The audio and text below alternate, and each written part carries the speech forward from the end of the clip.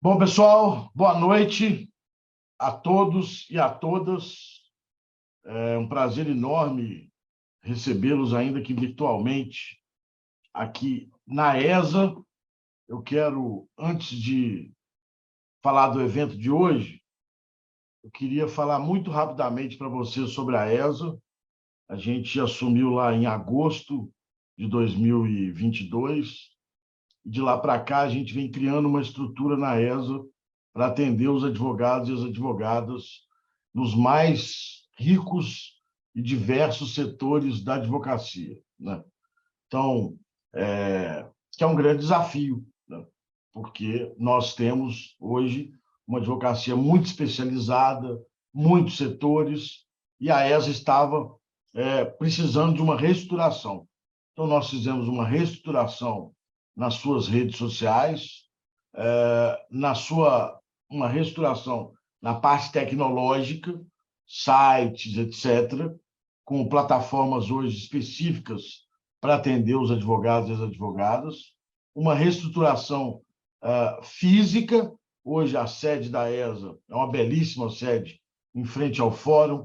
Quem quiser ir lá, o café é gostoso e o pão de queijo melhor ainda. Não é igual ao pão de queijo que um presidente Marcos serve lá na nossa Conceição do Mato Dentro, mas a gente quebra um galho aqui no que é possível, né? Então, quem quiser nos visitar, mas vejam, visitem o site da ESA, as redes sociais, e vocês terão acesso lá a eventos, que nós temos feito muitos, cursos de extensão e os cursos de pós. A ideia minha na ESA, a pedido do nosso presidente Sérgio Leonardo, é criar uma plataforma de opções para os advogados e as advogadas se qualificarem. Quer dizer, a minha missão aqui é buscar no mercado o que tem de melhor em educação para a advocacia e a um preço razoável para todos os advogados e advogadas. Eu não vou competir na ESA com o mercado de educação, que nós não temos nem estrutura para isso, mas eu serei sempre o porta-voz ou o negociador de vocês para a gente buscar o melhor para a advocacia. Além disso, uma grande missão da ESA, obrigação, mas missão também, é levar essa qualificação para o interior. Nesse estado maravilhoso, diverso, que é Minas Gerais. Quando eu falo maravilhoso e diverso, é porque eu realmente sou apaixonado pelo meu estado, e diverso para mostrar a dificuldade que nós temos em levar para cada canto de Minas esse aprendizado. E aí, uma das formas de levar, obviamente, é a tecnologia. E nesse ponto, eu quero, antes de apresentá-lo, fazer um agradecimento enorme ao presidente Marcos Felipe, que acreditou no projeto, né, e está aqui hoje fazendo uma parceria com a ESA nesse evento virtual. A nossa ideia é cada subseção que desejar fazer um evento com a ESA, seja de qual tema for, seja de qual tema lhe interessar, a gente fazer isso no virtual, e essa sala não ser uma sala da ESA, mas uma sala da subseção. Obviamente, aberto aos colegas que queiram participar. Temos aqui o nosso presidente Douglas participando. Obviamente, a quem quiser participar, vai participar, mas é uma sala da subseção. Então, é uma forma da gente chegar ao interior, levar a qualificação e, ao mesmo tempo, fazer com que isso seja acessível a todos e premiar o trabalho desses presidentes que se preocupam muito com a qualidade de ensino, com a qualificação dos advogados e das advogadas das subseções. Então, eu queria, mais do que apresentar, agradecer profundamente o nosso presidente Marcos Felipe, né? Não vou falar quando ele foi formado, porque eu formei muito antes dele, então fica parecendo que ele é muito mais novo. Ele é formado em 2006, né? Pós-graduado em Direito e Processo do Trabalho e membro do BNI Minas, Business Network International, e presidente, como eu já disse, da nossa subseção Conceição do Mato Dentro. E a única coisa ruim que eu acho do nosso evento virtual é que a gente não pode estar aí nessa deliciosa cidade de Conceição do Mato Dentro, que gosto de ir aos finais de semana, e agora eu vou começar a ir durante a semana para visitar o meu presidente. Agradecer muito ao Alexandre, né? O Alan, o Alexandre, a Lorena, que vai entrar aí também, são grandes parceiros da ESA. Eu gosto de enfatizar isso aos advogados e advogadas que estão nos assistindo. Eles vêm aqui gratuitamente, né? Não cobram absolutamente nada da ESA, vêm aqui para, de fato, qualificar a advocacia, quer dizer, demonstrando um amor à profissão, que eu acho que é o que nós precisamos ter para melhorar a advocacia em Minas e no Brasil, né? Doar o nosso tempo. Assim como eu venho doando o meu tempo, eu sou professor da UFMG, sou advogado há 31 anos e aceitei essa missão de ser diretor-geral da ESA, porque a advocacia me deu muito e eu quero dar de volta a ela pelo menos um pouquinho do que ela me deu. E aí eu vejo na advocacia queridos amigos como o Alexandre, o Alan, o Marcos Felipe, o Douglas, se doando à advocacia para melhorar a nossa profissão. Eu fico muito feliz e muito motivado para a gente continuar essa missão. Sem mais delongas, portanto, passo a sala e a presidência ao nosso querido Marcos Felipe, agradecendo mais uma vez ele aceitar esse nosso desafio de levar a qualificação pela via virtual aos advogados e advogadas. Obrigado, querido. Boa noite a todos e a todas e tenham um excelente evento. Doutor Walter, pode vir. Conceição está muito frio, lugar propício para uma boa cachaça, gente, para aqueles que apreciam. Um uísque também, uma cerveja, refrigerante, um suco. Gente, boa noite. Agradeço a todos aqui, doutor Alexandre, doutor Walter, mais uma vez, agradeço muito. É uma satisfação enorme. Como se diz, se Maomé não vai à montanha, a montanha vai ao Maomé. O interior vai a Belo Horizonte. Ou Belo Horizonte vem ao interior. Também não... Essa satisfação enorme. Essa palestra é muito gratificante. O tema lei de licitações né, protelando não sei quantas vezes mais, doutor Alexandre, depois você nos fala aí se dessa vez agora entrará em vigor. Estamos aguardando, que não é possível. Discutindo, já a lei não aparece. Né? Mas, assim, agradeço muito. É um tema muito importante. Eu, no início aqui, conversei com o doutor Walter, doutor Alexandre, não envolve só licitações, gente, envolve direito.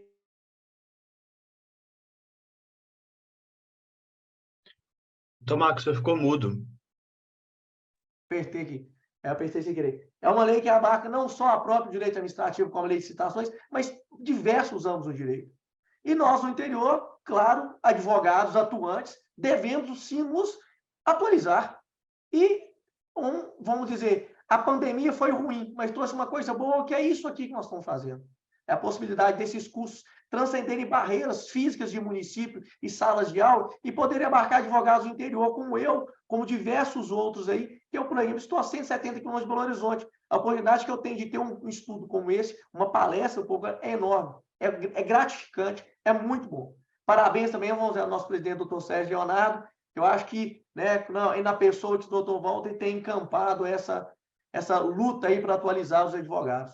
Gente, não vou me estender. Doutor Alexandre, a palavra é sua. Boa palestra a todos e agradeço mais uma vez. Obrigado. Boa noite a todos, boa noite, doutor Marcos, boa noite a todos os presentes aqui. Antes de tudo, eu queria agradecer essa oportunidade, como o doutor Walter tinha falado. É muito gratificante participar da ESA, porque eu gosto da pós-graduação, fiz mestrado, faço doutorado, gosto da aula, e eu gosto também de poder dialogar esses temas com essa capacidade de atingir o interior. Eu sou também do interior, sou de Curvelo, não sei se vocês conhecem, um pouquinho perto de vocês, aqui no norte também, né, caminho ali de Montes Claros, a poder pegar 040, 135 ali. Então, eu gosto muito do interior também, sempre tive esse apreço, e é muito gratificante poder tratar de um tema como esse, que é um tema que é uma lei, como o próprio Marcos falou, é uma lei que está aí com a vigência para ser aplicada, e sai uma medida provisória correndo. Num dia antes ela entrar em vigor, e todo mundo já está desesperado sobre ela. É uma lei que tem muita mudança, é uma lei que muda vários paradigmas de licitações. E muita gente deixou para o final e ficou muito desesperado para poder compreender ela. E é muito importante a gente trazer aqui alguns pontos relevantes dela, trazer pontos que sejam importantes para a gente conversar a respeito, para a gente conhecer, até para entender por que essa lei está vindo e como ela está vindo.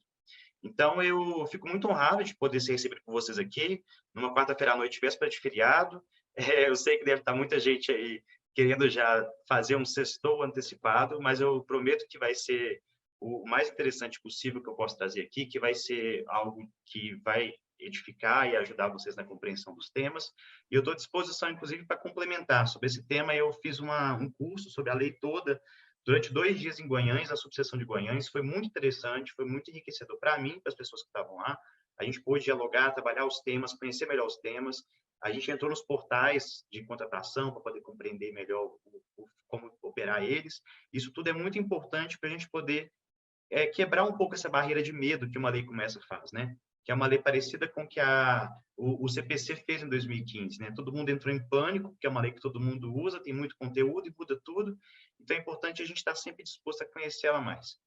Marcos, você levantou a mão, você queria fazer um apontamento? Só um parênteses. Eu não estou no sextor, não, gente. O Fórum de Conceição não é feriado para a gente, não. Conceição, É acho que é importante uma aí, das ó. 3 ou 4 cidades de Minas que invertem um feriado e nesse quinta e sexta o Fórum está aberto. Então, se alguém quiser vir trabalhar, gente, pode vir. Só isso, desculpa, só Prazo para contando certinho, tudo normal.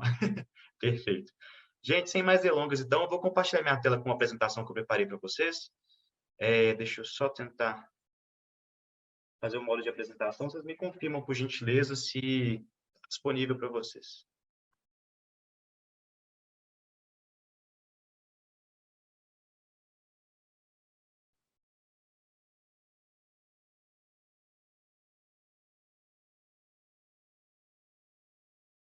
Vocês estão vendo a projetando, apresentação? Alexandre, está projetando. Projetando Está normal. projetando? Tá. Perfeito, então. Muito obrigado. Vamos preparar aqui. Pois bem, gente, como eu tinha adiantado um pouco para vocês antes, falar das principais inovações de uma lei, como a Lei de Licitações de 2021, é uma tarefa um pouco complexa. Ela exige a gente compreender o que a lei é, o que ela busca regular, o que ela busca tratar, e fazer uma espécie de decote, de curadoria das coisas que são importantes que a gente pode falar numa palestra de 50 minutos, e o que a gente pode dali tirar para poder buscar novos estudos, novos aprofundamentos sobre essa lei. Então, o meu trabalho aqui vai ser expor esses pontos que eu considero mais relevantes da lei por agora, numa apresentação nesse limite, mas sem prejuízo de outros pontos que são também muito importantes e aprofundar os temas que eu também vou expor. Para a gente compreender não só alguns pontos específicos da lei, mas também para a gente poder entender quais são as vertentes interpretativas que perpassam a lei inteira e que trazem à tona as mudanças de contratações públicas que essa lei vem trazer. Então, eu vou começar aqui falando sobre os aspectos gerais da 14133. O que ela busca fazer, né? A parte introdutória dela. O primeiro ponto para a gente saber dela é que ela vem consolidar legislações que fazem licitações diferentes ao longo dos últimos anos. Ela vem consolidar regras da antiga 8666, que ainda está em vigor, né? Estamos aí estendendo a vida dela. A lei do pregão, que é a lei 10.520, e a lei do RDC, que é a lei 12.462 de 2011. Essas 3 leis vão ser substituídas pela 14133 e as regras delas vão ser aproveitadas, consolidadas, reutilizadas, pouco alteradas ali, a partir dessa nova lei. Claro, a gente não está falando só de uma amálgama de leis antigas, tem muita alteração importante. Mas a gente vê que essas 3 normas e a execução delas ao longo do tempo são os pontos que motivaram a trazer a 14133 os moldes que ela está hoje. Além disso, a gente tem que lembrar também que essa lei, além de substituir essas 3 normas que são muito relevantes para as contratações, ela vai ter uma aplicação subsidiária para a Lei 12.232, que é serviço de publicidade, que é mais específica, mas principalmente para a 8.987, que é a Lei de Concessões, e a 11.79, que é a Lei de Parceria Público-Privada.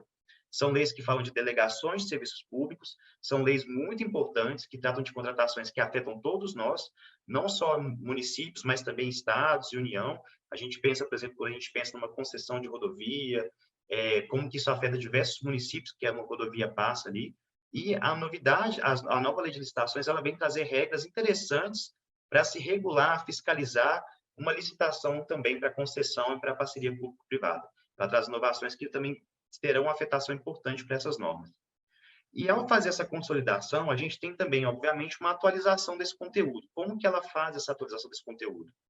Ela vem trazendo um aproveitamento da jurisprudência do TCU, diversas regras do TCU que foram apresentadas ao longo da interpretação das outras normas anteriores, né, da 8666, da Lei do Pregão, da Lei do RDC, elas são aproveitadas e trazidas para o corpo da norma da 14133.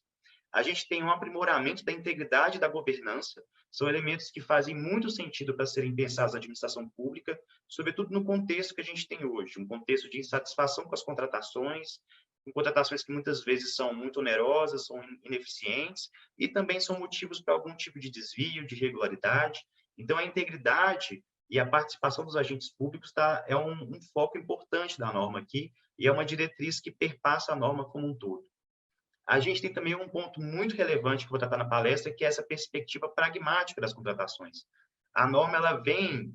é bom pensar a nova lei de licitações como um resultado também da LINDB, das alterações que ocorreram na Lei de Introdução às Normas do Direito Brasileiro. Para quem viu lá em 2018, essa norma teve uma inserção de 10 novos artigos que falam sobre a atuação da gestão pública, da aplicação de sanções, da dosimetria de sanções e, sobretudo, de uma visão mais consequencialista da gestão pública. Eu não tenho que ficar paralisando o contrato o tempo todo quando eu vejo uma irregularidade.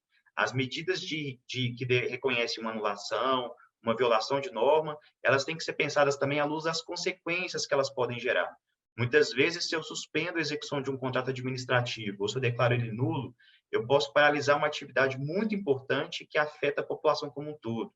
Então, é importante pensar em considerar essas consequências antes de sair declarando nulidades e irregularidades e os efeitos delas de forma imediata.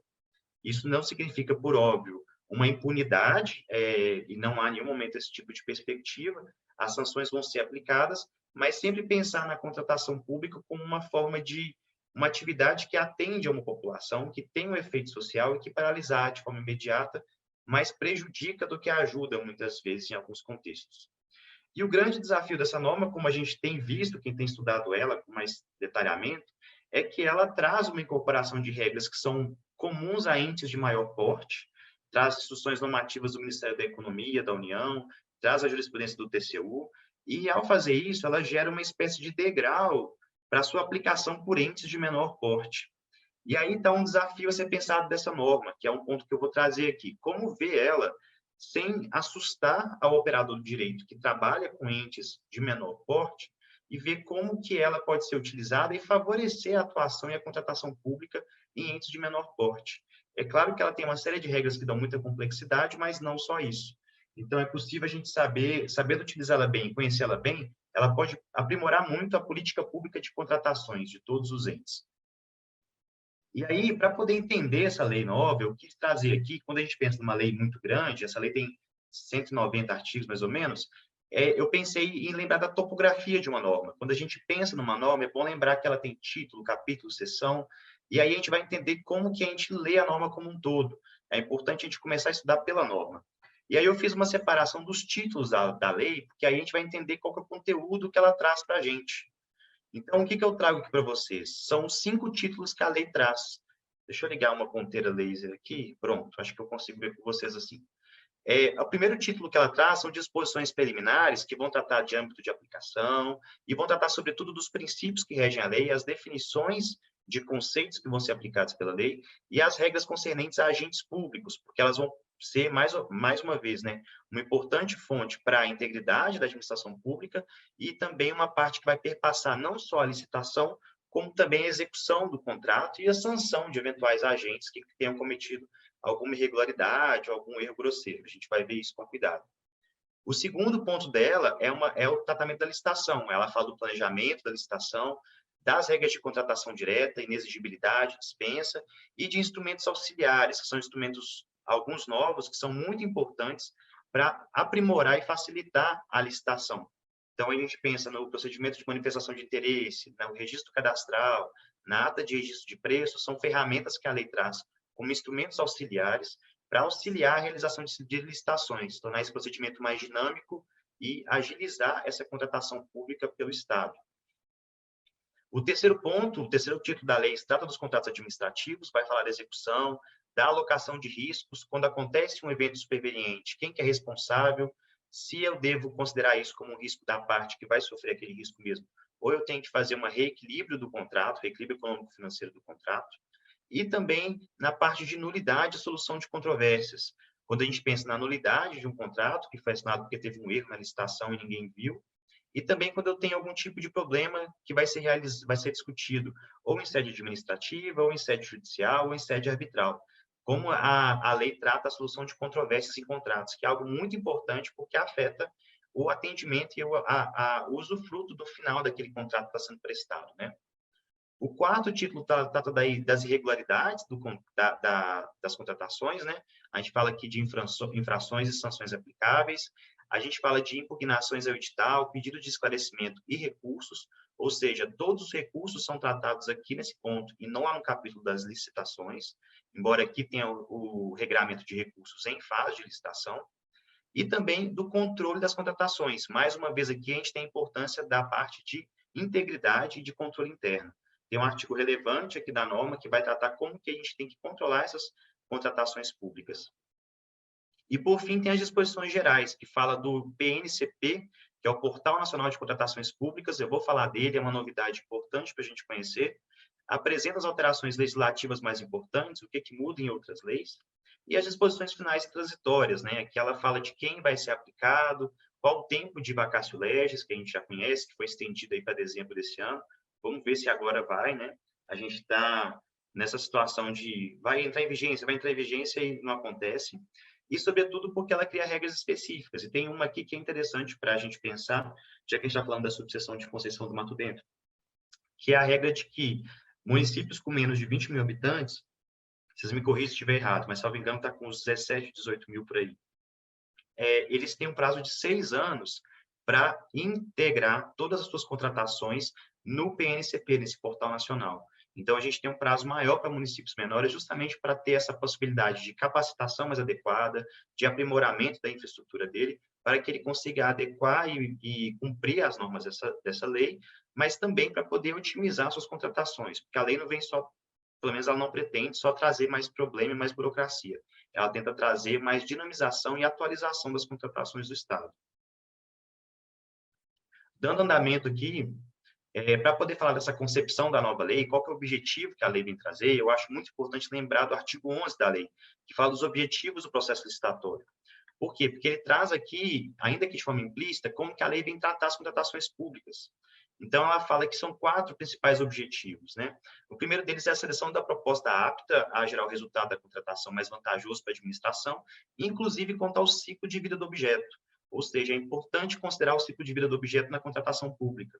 Embora a gente tenha aqui uma utilização maior de procedimentos de menor preço, de lances menores, né? Ou seja, de menor custo absoluto, não é só isso que a nova lei vem trazer. Ela não vem simplesmente pegar o pregão e aplicar para todo tipo de contratação. Ela tem como objetivo também considerar o ciclo de vida do objeto, contratar melhor, e não necessariamente só contratar mais barato. Além disso, ela tem o inciso 2º, tratamento isonômico, a justa competição, que é o que a gente já sabe da 8666. Ela tem o objetivo de evitar contratações por sobrepreço, preços inexequíveis e superfaturamento. Esses elementos, eles têm conceitos específicos lá no artigo 6º, e ela vem também incentivar a inovação e o desenvolvimento nacional sustentável, que é também uma prerrogativa que está não só aqui na lei, mas está na própria Constituição, quando a gente pensa no artigo 3º, dos objetivos da nossa República, né? Se a gente compreende, a doutrina fala muito isso, que a licitação ela é um instrumento para a contratação pública adequada e isonômica. Mas a contratação pública também ela é um instrumento para se garantir que os objetivos da nossa República sejam atingidos. Então, é sempre importante pensar nessa matriz constitucional para tratar também a nova lei de licitações. E ao tratar do parágrafo único desse artigo, é um parágrafo mais longo, mas ele tem um conteúdo muito importante, porque ele coloca a alta administração dos entes como responsáveis para avaliar, direcionar e monitorar os processos licitatórios. Ou seja, ele tem que colocar a alta administração como responsável para planejar e racionalizar a contratação. A gente não tem que pensar mais contratações públicas feitas de forma tocada, a toque de caixa, ou feitas sem um planejamento adequado e a médio prazo dessas contratações. É importante pensar e monitorar esses procedimentos licitatórios. E, ao fazer isso e colocar essa responsabilidade na alta cúpula da administração, nas autoridades maiores, ela chama essas autoridades para a responsabilidade de planejar com mais eficiência e com mais responsabilidade as contratações que cada ente faz. Não dá para ficar simplesmente aderindo à ata de registro de preço correndo, porque está com um risco de desabastecimento, por exemplo. Tem que ser pensado no planejamento das contratações. Isso é um ponto muito importante para evitar perda de dinheiro de forma desnecessária, direcionamento de licitações e atos de corrupção. Então, no artigo 11 aqui, a gente tem 2 pontos muito importantes para pensar e ler essa lei no futuro, né? E visto que a gente está falando de uma palestra com tempo menor, um ponto importante para pensar é esse. Primeiro, nem sempre o mais barato é o melhor, e a administração pública tem que pensar isso com mais clareza, e a responsabilidade da alta administração de planejar as contratações públicas. Contratação pública é uma política pública, portanto, ela tem que ser pensada com racionalidade, com previsibilidade e com eficiência. Outro ponto importante das concepções da lei, como eu havia levantado, é que essa noção de planejamento ela vai perpassar toda a lógica da licitação e da execução contratual. E como que ela faz isso? A lei separa em mais ou menos 3 grandes eixos o processo licitatório e todo o processo de contratação pública, né? Primeiro no planejamento da licitação, depois na definição da proposta mais adequada e, por fim, na execução contratual. E qual que é a lógica que a lei propõe? É que o planejamento adequado, o planejamento bem feito pelo ente, vai gerar uma seleção mais eficiente do melhor licitante, com melhor proposta, melhor atendimento às suas características, e uma execução contratual sem muitos percalços. Se eu contrato mal, correndo, com objeto inadequado, eu chego numa execução que muitas vezes não atinge o objetivo que eu queria, ou que vai ser mal feito por um licitante que apresentou uma proposta irresponsável e não conseguiu cumprir, por exemplo. Então, a lei não é só sobre licitação, a gente tem que pensar nisso também quando a gente muda da mentalidade da 8666 para 14133. A lei é de licitações e contratos administrativos. A licitação é uma parte dela, ela não é tudo. Então, qual que são os pontos que a lei vem trazer, né? Primeiro, aprimorar o planejamento dessas contratações, criar mecanismos para que os entes consigam contratar melhor, gerar uma gestão de competências e uma segregação de funções. Não dá mais para poder pegar os mesmos agentes e colocar eles para fazer todas as atividades de contratação pública. Tem que pensar na medida do possível, na medida da dimensão de cada ente, em como segregar funções e garantir um monitoramento mais eficiente, mais imparcial das contratações públicas. A padronização de procedimentos de minutas. Ao longo da lei, a gente vê diversas regras indicando que minutas de edital, minutas de contrato podem ser padronizadas e aplicadas lá e salvas lá no PNCP, naquele Portal Nacional de Contratações Públicas, justamente para poder garantir uma segurança e uma previsibilidade, porque eu consigo contratar com mais rapidez, porque a minuta está padronizada, o objeto é muito parecido, não tem que mudar, e também porque eu sei que o licitante já fez uma licitação com aquele mesmo regramento específico. Então, eu consigo otimizar essa atividade. E também para o procedimento eletrônico, né? Uma regra importante é a incorporação da tecnologia nas licitações. Não dá mais para ficar fazendo uma licitação que não condiz com os tempos em que vivemos, né? A gente tem que sempre comparar a administração pública com a administração privada e como tratar de forma eficiente a administração pública com os deveres que ela tem como Estado, né? Com o cumprimento das suas regras constitucionais. E é importante, o procedimento eletrônico é algo incontornável hoje em dia, né?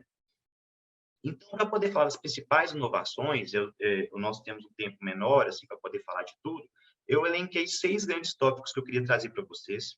Eles não exaurem o objeto da norma, seria muito difícil fazer isso num tema de palestra como esse, mas que eu acho que são interessantes para a gente compreender a perspectiva da lei como um todo.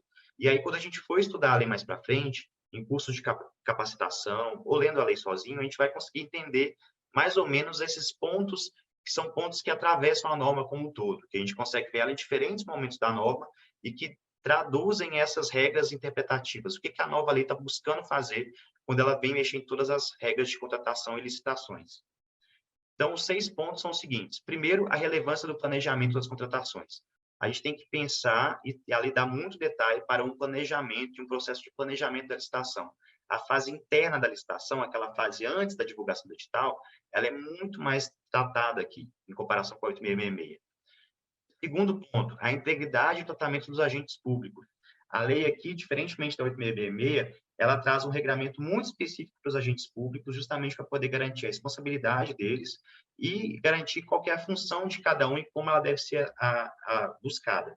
E também vedações que podem ser, vedações que dizem respeito à integridade, né? Por exemplo, um agente público não pode ter nenhum tipo de relação com o licitante habitual daquele ente.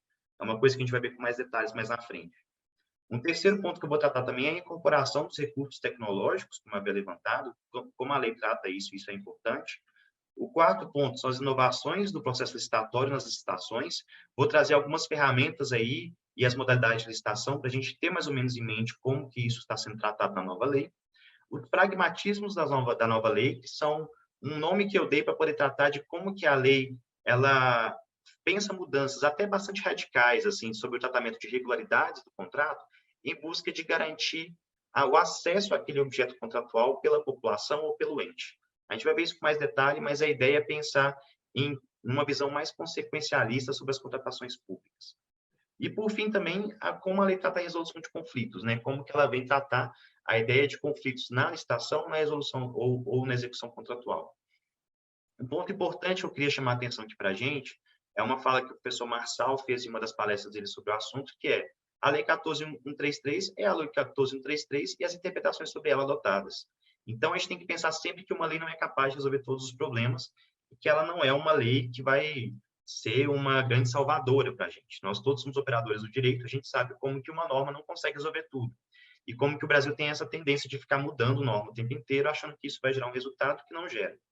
No entanto, a gente tem que ter um foco em conhecer essas novidades e ver até onde isso pode nos auxiliar a aplicar a norma, a melhorar a gestão de contratações públicas, a melhorar o tratamento que é dado aos licitantes, a aprimorar esse desenho de política pública que são as contratações públicas.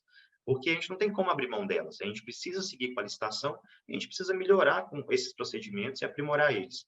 Então, a minha perspectiva aqui é trazer elementos que eu considero que podem ser bons para uma prática aprimorada da licitação, sempre no intuito de tentar trazer a lei mais para perto da gente. Porque se a gente ficar só com medo da lei ou criticando a lei como um todo, talvez a gente não consiga resolver o problema principal nem atingir o objetivo que a lei traz.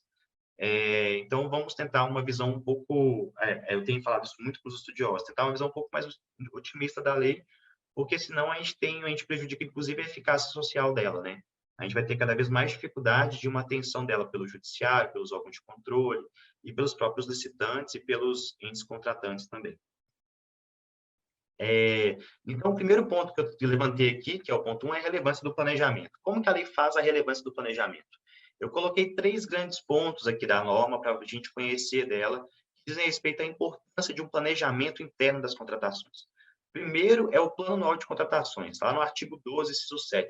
Ele fala que, a partir de documentos de demandas, formalização de demanda, né, cada órgão ali internamente fala o que precisa, os órgãos responsáveis pelo planejamento daquele ente ou a autoridade superior vai elaborar um plano de contratações anual e vai pensar para o exercício subsequente quais contratações ele vai precisar. Por que ele vai fazer isso? Porque ele vai conseguir organizar as demandas internas dele, vai ver que diferentes entes precisam dos mesmos objetos, por exemplo, e vai conseguir ter um planejamento do gasto que ele vai ter no ano seguinte com contratações públicas. Aí ele vai conseguir fazer com que haja um planejamento estratégico das contratações dele.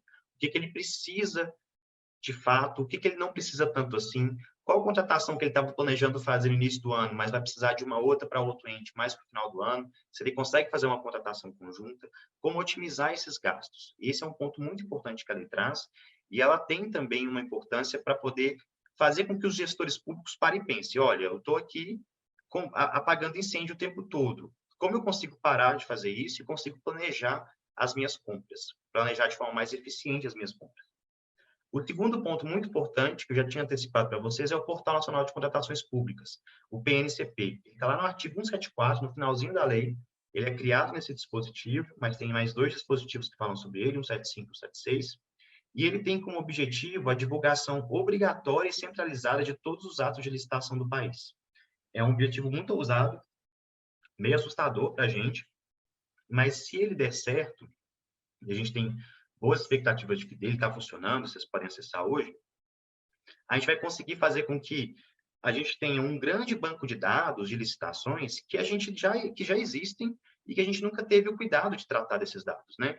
Todos os entes do nosso país licitam o tempo inteiro e a gente não consegue organizar isso de maneira conjunta. Isso prejudica a contratação pelos entes, porque eles não sabem quais contratações similares já aconteceram, quais são os eventuais contratados que não prestaram bons serviços, e também prejudica o próprio licitante, porque o licitante poderia participar de diversos procedimentos e ele não sabia.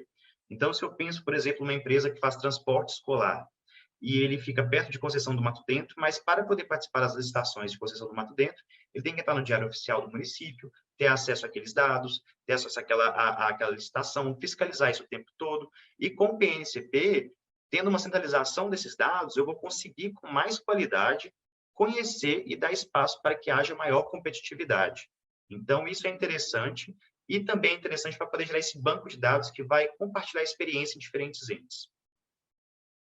Outro ponto importante do planejamento é o que a gente chama de fase preparatória da licitação, que é aqui eu coloquei 2 grandes pontos dela, que são pontos que merecem mais atenção para compreender, que é o estudo técnico preliminar, que é chamado de ETP também já, né? Na prática já criaram a sigla já para isso, porque é um documento em que internamente a administração vai definir qual que é o objeto que ela precisa e qual que vai ser a necessidade dela em termos de quantidade, de possível modalidade de licitação, de orçamento. Então, é o documento que instaura o planejamento da licitação. Ele tem um regramento bastante detalhado na lei, tanto no artigo 6º da lei, que é o artigo de definições da lei, quanto lá na parte do artigo 17, que é a parte que fala da fase preparatória da licitação.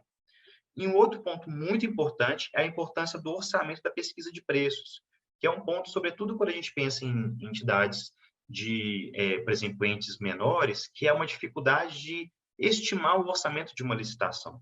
Como que eu vou estimar isso? E o artigo 23 da lei traz uma série de regras que vão ser exigidas dos gestores e que isso parece ser uma dificuldade da prática do gestor em fazer uma licitação.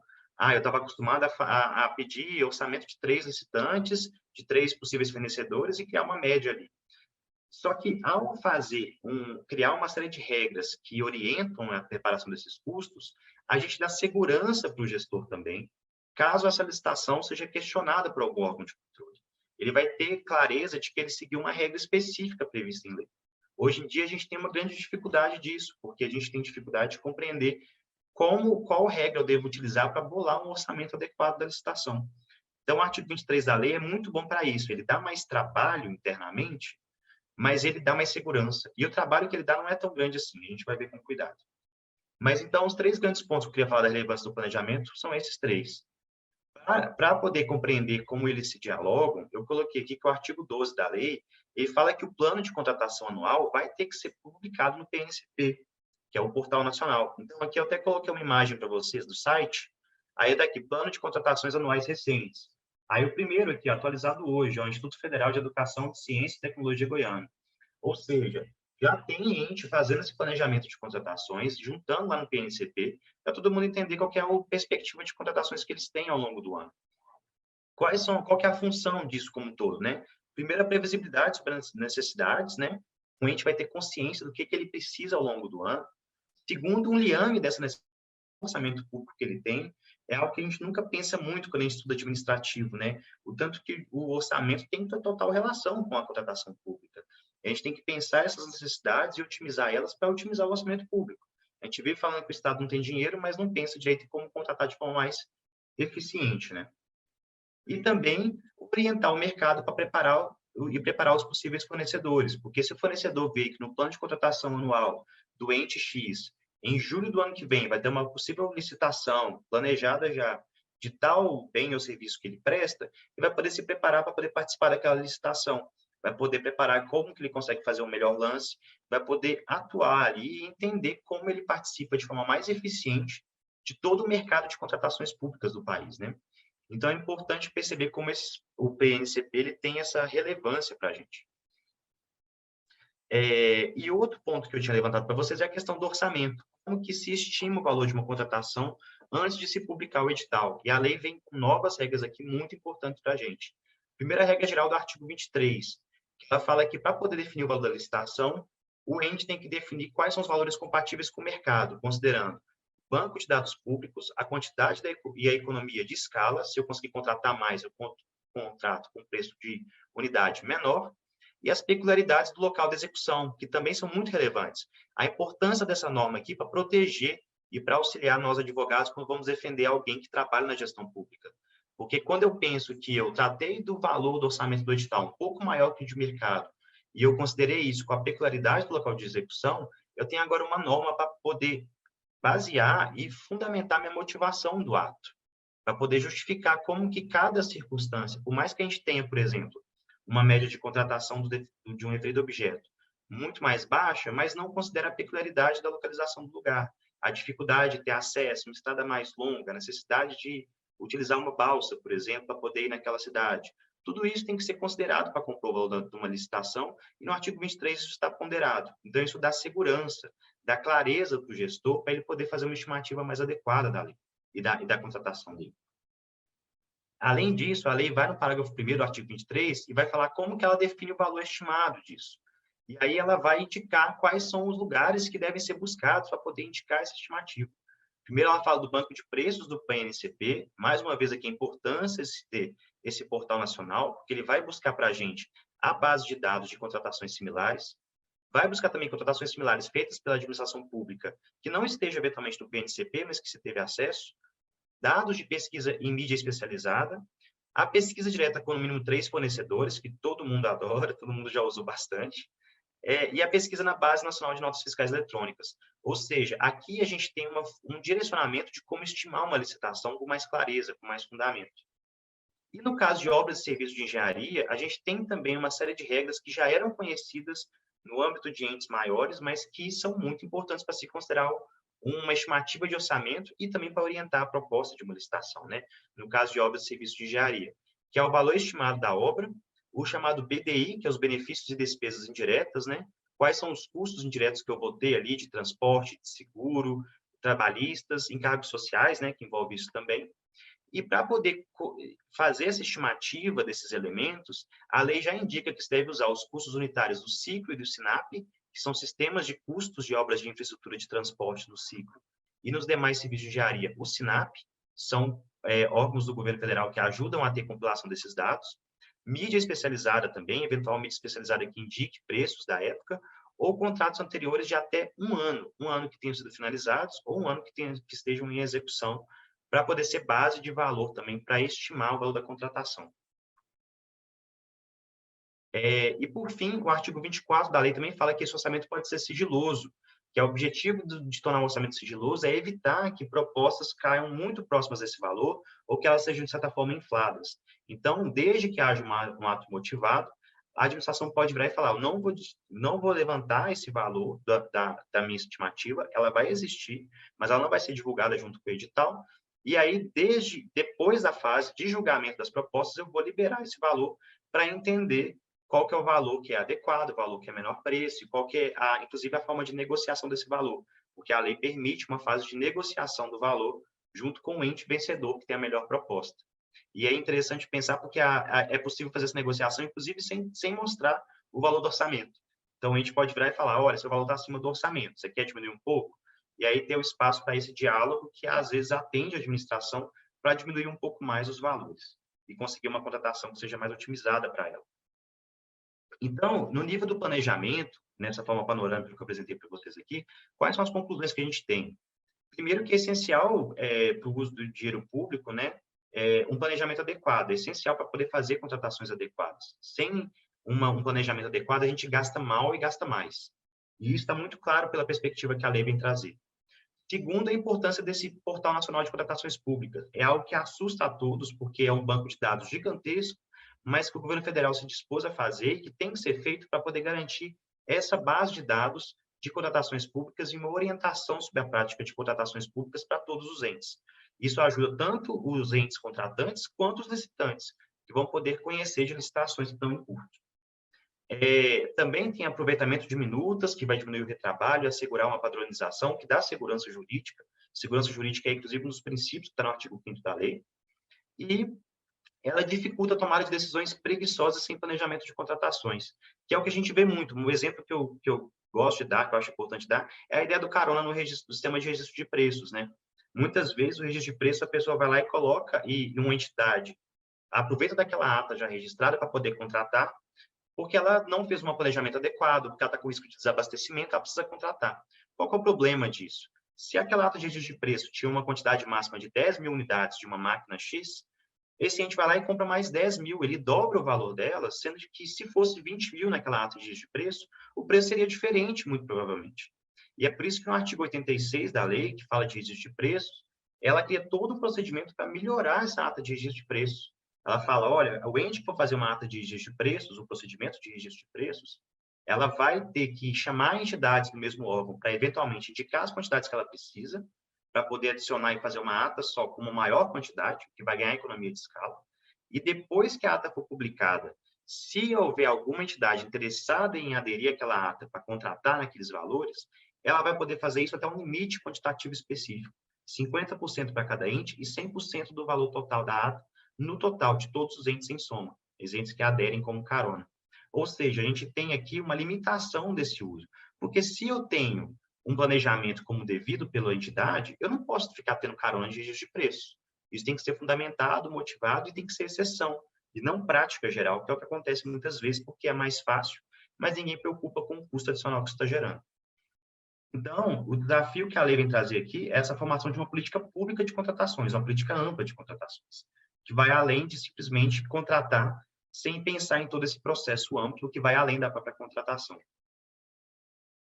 Pessoal, eu vou dar andamento na segunda parte aqui. Vocês estão me escutando bem? Está tudo tranquilo?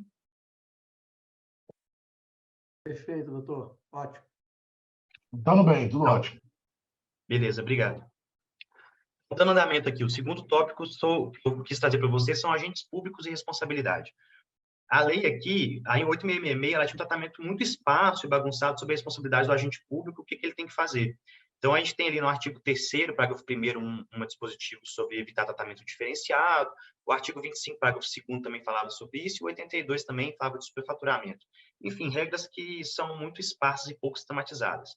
E na 14133, a gente tem uma sistematização bem robusta, bem mais robusta, que tem como objetivo realmente mitigar o conflito de interesse, dar impessoalidade e responsabilidade para o agente público. E aí a gente tem essa parte no artigo 7º a 10 da lei. E aí, o que a gente tem? Primeiro, o artigo 10, ele fala de um dever da autoridade máxima do órgão. O que ela tem que fazer? Ela tem que fazer duas coisas. Uma gestão de competências e designar agentes para a função da lei de licitações. Quem vai fiscalizar contrato, quem vai fazer licitação. E desde que essas pessoas tenham atribuições relacionadas a licitações nos seus próprios cargos e que elas tenham uma formação compatível e a qualificação atestada.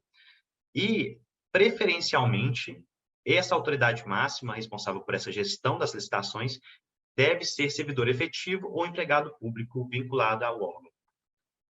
E no artigo 8º, ela cria a figura do agente de contratação, que vai substituir, em regra, a comissão de licitação. É um servidor efetivo empregado público, a lei não fala preferencialmente, então tudo indica que é obrigatório que seja, o que é complicado, né, principalmente para entes menores, mas que é importante conhecer dessa regra e ver como ela vai ser aplicada pelos tribunais. Vai ser responsável pela condução da licitação, então vai tomar decisões, acompanhar o trâmite da licitação, dar impulso à licitação. E, em caso de licitação de bens ou serviços especiais, o agente pode ser substituído por uma comissão, igual tradicionalmente a gente conhece na 8666. E aí, quais são os destaques que esse capítulo dá? Primeiro, para a observância do princípio da segregação de funções. É um princípio que já era comentado pelo TCU em diversas decisões, que é a ideia de você criar funções segregadas e pessoas diferentes para essas funções. Então, aquele agente público que faz a licitação, que conduz a licitação, ele não pode ser o agente que vai fiscalizar o contrato. Ele não pode ser o agente que vai tratar de outro assunto além desse. Quanto mais riscos eu tenho uma função, esse agente dessa função não pode tomar outras funções. E por que eu faço isso? Para poder evitar a ocultação de erros e ocultação de irregularidades. Quando eu pulverizo essas funções de risco, eu garanto que todo mundo consiga conferir um pouquinho aquele procedimento e ele seja mais rígido possível. E essa ideia da segregação de funções, ela é muito importante para a gestão do agente público interno ali. E é uma responsabilidade lá da autoridade máxima do ente. E isso é importante porque a gente chama a autoridade máxima do ente para a responsabilidade na hora da contratação. Ele não é aquela pessoa que fica alheia à contratação e quem assina o papelzinho lá é só alguém do chão de fábrica do ente público. A gente tem também as regras de que o agente de contratação pode ser auxiliado por uma equipe de apoio. A comissão de licitação, como eu tinha levantado, ela é possível em licitações de bens ou serviços especiais. Tem 3 membros e a responsabilidade desses membros é solidária em atos que eventualmente sejam impugnados pelos órgãos de controle judiciário, salvo posição individual divergente registrada. Ou seja, aqui tem um tema importante a ser pensado, que a comissão de licitação ela toma decisões em conjunto, mas se alguém da comissão entender que não está de acordo com aquela decisão, ela pode registrar isso, e caso aquela decisão seja impugnada num órgão de controle, no Tribunal de Contas, numa corregedoria, no próprio judiciário, isso vai eximir a responsabilidade daquele agente da comissão. Então, é uma espécie de salvaguarda ali, quando a gente está vendo uma situação de comissão complexa, que pode ter participação de diferentes pessoas ali, uma situação um pouco mais delicada. Mas, ao mesmo tempo, pode gerar mais confusão dentro das próprias comissões de licitação, não tem como negar isso. Evidentemente, ele pede para ter uma regulamentação de cada ente sobre essas funções dos agentes, e no caso de contratação que seja especializada e que seja não rotineira daquele ente, é possível contratar uma empresa ou profissional especializado para auxiliar na condução da licitação, na compreensão dos termos técnicos e tudo. Isso é muito incomum em órgãos maiores, mas em órgãos menores é possível que aconteça justamente para orientar uma licitação bem mais complicada, de uma obra de maior porte, que exige diversos conhecimentos, que muitas vezes a própria entidade não tem. O artigo 9 e o artigo 10 são artigos interessantes também, porque o 9º fala das condutas vedadas, e aí ele fala de condutas que a gente já conhece, né, lá do artigo 3º, parágrafo 1º da 8666, que é evitar tratamento diferenciado entre os licitantes e tudo mais. De novidade importante aqui é a ideia de impedir que ele oponha resistência injustificada ao andamento dos processos. Isso aqui é uma novidade da norma e é interessante porque um dos princípios que está lá no artigo 5º da lei, que tem uns 15 princípios, é a celeridade. Então, a gente tem que pensar que a licitação ela tem que acabar em algum momento. Então, opor resistência justificada é uma conduta vedada. Já era meio implícito disso, mas estar aqui presente é muito bom para a gente poder incentivar que a licitação caminhe, quando for o caso. E no artigo 10, a gente tem uma defesa pela advocacia pública, que alguns entes, quando eles forem impugnados pelo órgão de controle, sobretudo pelo judiciário, a advocacia pública pode assessorar esses agentes específicos. Qual que são a condição para isso? Que aquele agente tenha tido uma observância estrita do parecer jurídico sobre aquela contratação. Se ele não aderiu ao parecer jurídico, ele não pode ter essa defesa da advocacia pública. O que é uma vinculação ali, de novo, sobre essa ideia da integridade, sobre a ideia de você ter uma vinculação com o parecer jurídico sobre aquela contratação, mas que, ao mesmo tempo, mostra a importância do parecer jurídico e da importância que a assessoria jurídica de um órgão interno tem quando ela vai orientar contratações. É importante lembrar, inclusive, da LINDP, da Lei de Introdução às Normas do Direito Brasileiro, que ela reconhece lá no artigo 29, se não me engano, que a responsabilidade de opinião técnica é pessoal e acontece em casos de dolo ou em casos de erro grosseiro. E outro ponto também que impede a defesa pela advocacia pública é se existirem provas de prática de ato ilícito doloso. Ou seja, se naquela discussão ali, por exemplo, o Ministério Público fala que aquele agente ele teve uma prática dolosa daquele ato, isso já retira o dever de ter um auxílio da advocacia pública. O que é, ao mesmo tempo, um problema quando a gente pensa na presunção de inocência, né? Estão gerando consequências ali pela uma mera acusação em cima daquele agente. E essa que a norma está, isso pode ser objeto de discussão no futuro, né? E também a lei fala que essa defesa da advocacia pública alcança servidores que não mais ocupam o cargo, o emprego ou a função. Ela se estende a essas pessoas que não estão mais naquele cargo. Outro ponto muito importante é o artigo 7º, inciso 3º, porque ele consolida essa noção de integridade do agente público dentro da administração. Ele fala que o agente público designado para as funções da licitação, né, de execução do contrato, ele não pode ter qualquer relação com os licitantes que sejam considerados habituais, licitantes que normalmente participam de licitações daquele ente. Não pode ser cônjuge ou companheiro, não pode ter vínculos de parentesco, colateral ou por afinidade até terceiro grau, e não pode ter vínculos de natureza técnica, comercial, financeira, trabalhista e civil.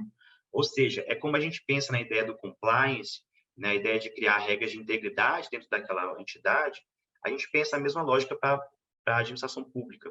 Se eu designo uma pessoa para aquela licitação, aquele agente que conduz licitações, ter uma relação de proximidade de qualquer um desses itens com algum licitante que comumente participa da licitação daquele ente, ele não pode ser designado mais. E isso é uma situação que pode tornar muito difícil a nomeação de pessoas internamente para conduzir licitações. Porque muitas vezes algumas licitações são repetidas, os entes os licitantes são os mesmos, e a gente pode começar a ver aí uma série de impugnações dessas designações por causa dessa relação, né? E essa lógica de evitar essa proximidade entre o agente e esses vínculos, ela é repetida tanto no artigo 48, que fala de contratos de serviço da administração pública, quanto no artigo 122, que fala de subcontratação. A empresa subcontratada também não pode ter qualquer relação com o agente de licitação e de execução do contrato lá do início da administração pública. Ou seja, a gente tem uma noção de integridade bem aplicada, tanto na nomeação do agente, lá no artigo 7º, quanto na contratação de serviço, quanto na integridade da subcontratação. Veja como essa norma de integridade, ela atravessa, mais uma vez, a lei como um todo e vai sempre orientando essa ideia de evitar qualquer tipo de relação que não seja relação estritamente licitante e entidade contratante. Por fim, para falar de agentes públicos e responsabilidade, eu queria tratar do artigo 169 e 173, que é o controle das contratações. Isso é muito importante também para a gente conhecer, porque o artigo 69 fala que as contratações públicas têm que ser sempre avaliadas na perspectiva da gestão de riscos e controle preventivo. E aí ele cria 3 linhas de defesa, de proteção dessas contratações, de averiguação dessas contratações internamente. A primeira linha de defesa é integrada pelos agentes que atuam na própria estrutura daquele órgão, daquela entidade. Então, é aquelas pessoas, os servidores e empregados públicos que tratam da licitação, eles que operam diretamente. A segunda linha de defesa pela norma são as unidades de assessoramento jurídico e de controle interno do órgão. E a terceira linha de defesa é o órgão central de controle interno da administração e o Tribunal de Contas. Então, há pela lei uma competência até que supera a noção da licitação e da execução contratual, né? Que é você criar uma forma de avaliar, sistematizar os controles internos da administração, como que elas têm que ser lidas para fins de conferência da integridade da contratação pública e da execução do contrato. E é importante aqui trazer à tona também a LINDB, que é a Lei de Introdução às Normas do Direito Brasileiro, que teve essa alteração em 2018, que incluiu diversos artigos sobre a gestão pública e a responsabilidade dos agentes públicos, né? Então, eu trouxe à tona aqui de mais importante o artigo 22, que fala que na interpretação das normas serão considerados obstáculos às dificuldades reais do gestor e também as circunstâncias práticas que houverem imposto limitado ou condicionado à ação do agente. Essa norma é muito importante quando a gente pensa na diferença de estrutura de entidades no nosso país. A gente pensa no município de 20 mil habitantes que está cumprindo uma norma e na União, que é milionária, bilionária, tem um orçamento gigantesco para poder cumprir a mesma norma. E também tem o artigo 28, que fala da responsabilidade pessoal do agente público nas opiniões técnicas em caso de dolo ou erro grosseiro. Eu falo isso de novo porque o assessoramento jurídico está aqui na segunda linha de defesa. E a gente sabe que na prática interna de contratações públicas tem muitas vezes que o assessor jurídico vai mais assinar um papel atendendo uma decisão da autoridade do que realmente avaliar os riscos que estão acontecendo ali. É lógico que a norma não vai conseguir mudar esse cenário como um todo, mas vai trazer à tona a responsabilidade que essas pessoas têm que ter e têm que considerar quando elas trabalham nesse tipo de entidade, né? Vai trazer uma maior compreensão de impessoalidade, de moralidade na atuação dessas contratações. Então, quais são as conclusões que a gente tem aqui das regras de agente público? Primeiro, a busca clara de maior impessoalidade, a organização de funções de controle interno e externo, a gente tem aqui uma sistematização bem melhor pela lei, os melhores fundamentos para a responsabilização dos agentes, a gente tem aqui um dever dos agentes de alta cúpula de designarem pessoas importantes para cada órgão, de segregar as funções, e isso tudo chama a atenção do chefe da repartição e não só da pessoa que está ali tocando o serviço, e a importância da LINDB para apuração e sanção dos agentes públicos como um todo. Então, o desafio que a gente tem aqui é a consolidação de um ambiente de integridade e de pessoalidade nas contratações públicas, né? Pessoal, dando andamento aqui nos temas, eu sinto que eu vou tomar bastante do tempo, né? Eu acho que eu vou passar a ser recursos tecnológicos e a gente dá uma pausa para poder conversar um pouco, se precisar. Pode ser, Marcos? Doutor, doutor que manda. Isso aí. Tudo bem. Eu vou dar andamento aqui, eu estou com medo de tomar muito tempo de vocês, porque, querendo ou não, a norma é muito grande, a gente trata de muito assunto. Não. Mas é muito extenso. Isso aí, sem dúvida nenhuma. Isso aí não tem... Você quer... Exato. Uma aula, vamos dizer, uma aula magna introdutória. Doutor que manda Exato. aqui. Depois passaremos, quem sabe, mais para frente, alguns pontos específicos. Mas... Sim, sem problemas. Eu estou à disposição para complementar essa aula ou continuar ela se precisar em um outro horário, não tem problema nenhum, tá? Porque os pontos que eu trouxe aqui são pontos que eu considero muito importantes, assim. Mas vou dar andamento aqui, então, a gente vai vendo com o pessoal. Tá joia. Vamos lá. Então, gente, o terceiro ponto que eu quis trazer aqui é a incorporação de recursos tecnológicos da lei. A lei tenta trazer um dever de modernização. Como que ela faz isso?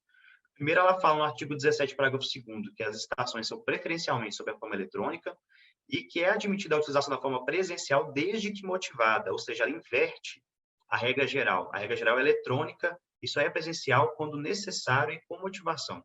E ainda que seja presencial, ela tem que ser gravada em áudio e vídeo. Além disso, no artigo 19, que fala das competências para atividade de administração de obra, de serviço, ela fala do dever de promoção de adoção gradativa de tecnologias e processos integrados, e no caso de acompanhamento de obras e serviços, a adoção da modelagem de informação da construção, que é o Building Information Modeling, que é o BIM, né?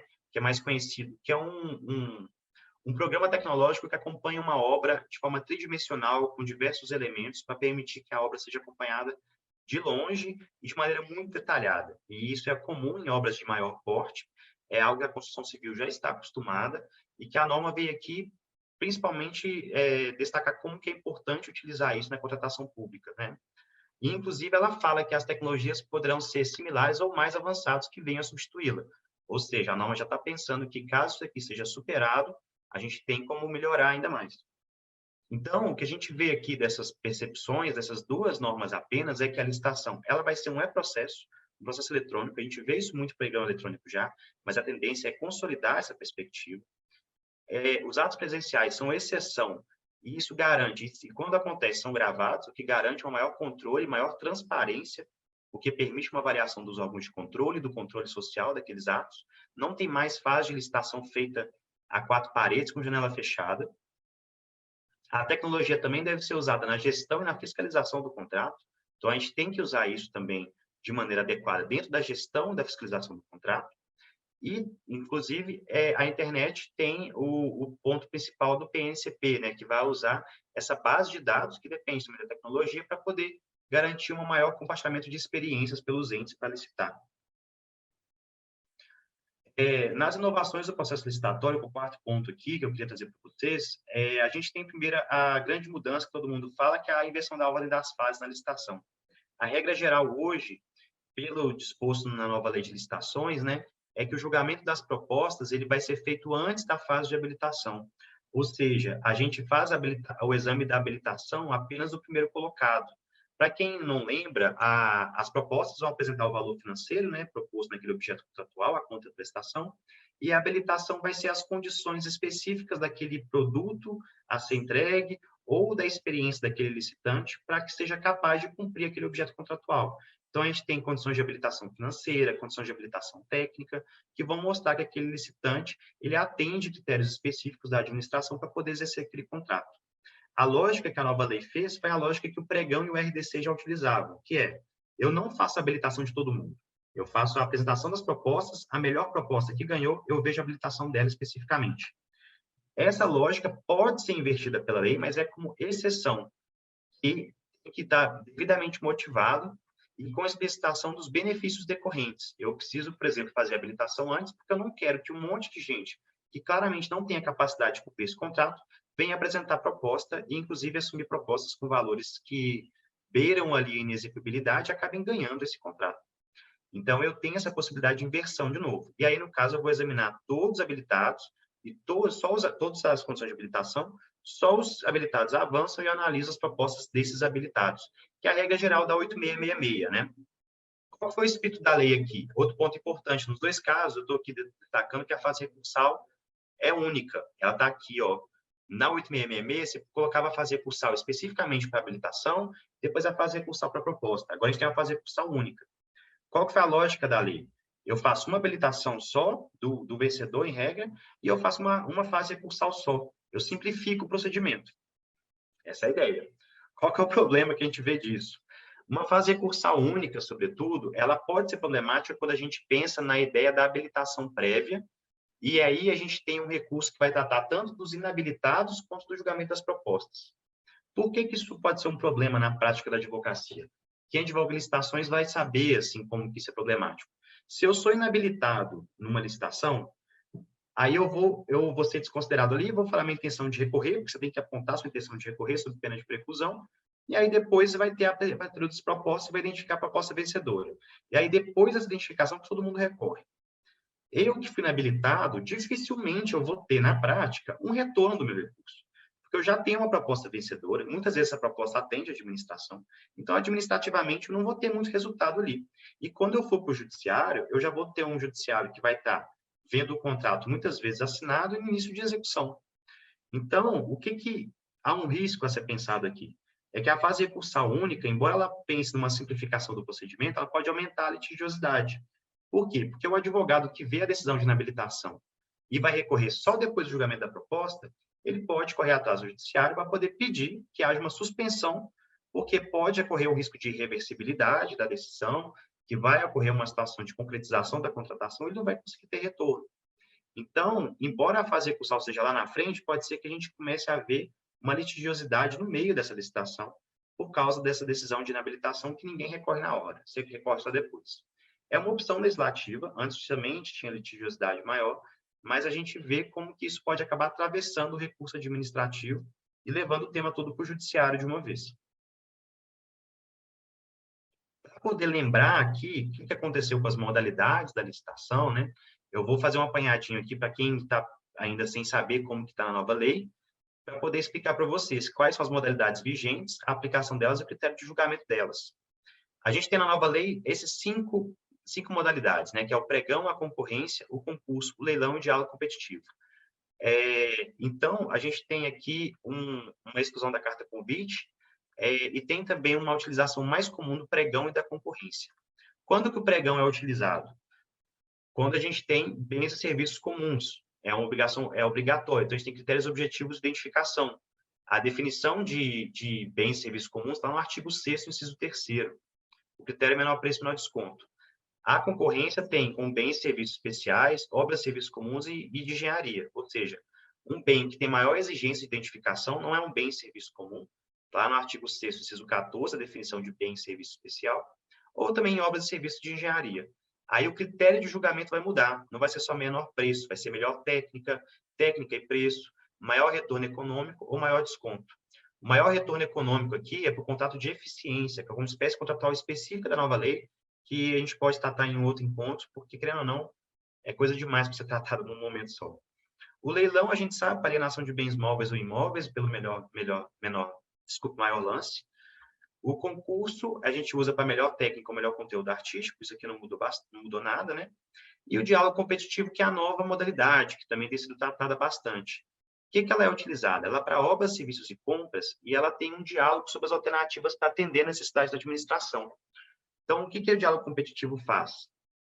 Ele é utilizado de maneira muito específica pela administração quando ela vê uma solução que não está disponível no mercado ou quando ela nem mesmo é capaz de entender qual é a melhor solução para ela. E aí ela abre um procedimento de licitação em que ela coloca critérios para que licitantes participem da construção da solução e depois da construção da solução, ela vai lá e pensa numa licitação específica para aqueles licitantes que dialogaram com ela, para eles apresentarem propostas. Um exemplo que é comum utilizar é uma modalidade que foi importada da União Europeia. A União Europeia tem uma regulação do diálogo competitivo há mais tempo. Tem um caso interessante, se não me engano, na Espanha e Portugal, em que tinha um túnel numa rodovia na verdade, tinha uma rodovia que tinha um problema de neblina muito grande que aumentava o risco de acidente. E aí eles não sabiam qual que era a melhor solução para resolver aquilo. Se eles faziam um túnel, se eles criavam alguma forma de afastar aquela neblina, eles precisavam fazer alguma coisa que eles não sabiam o que era para poder evitar aquele risco. E aí foi utilizado o diálogo competitivo. As construtoras de rodovia participaram para ver qual que era a melhor solução. E depois desse diálogo, elas participaram da fase de apresentação de lances. Então, as soluções apresentadas são apresentadas diretamente para a administração. Os licitantes não têm conhecimento da proposta feita pelo outro licitante, e depois a administração define qual que é a solução que ela propõe, e aí ela faz uma fase competitiva, e aí todo mundo apresenta propostas de acordo com aquela solução adotada. Ou seja, é um procedimento com uma aplicação bem específica, mas que foi bastante falado aí, principalmente pelos administrativistas, porque é uma nova modalidade que não existia antes. Eu tenho a impressão de que isso vai ser utilizado com mais clareza, com mais aplicação, em contratos de PPP, contratos de concessão, que tem uma envergadura maior, é uma acumulação de serviços e produtos maiores, pode ter uma obra acumulada com uma cobrança, por exemplo, de pedágio de rodovia, e aí isso faz sentido maior. Nas contratações corriqueiras, isso aqui é muito incomum.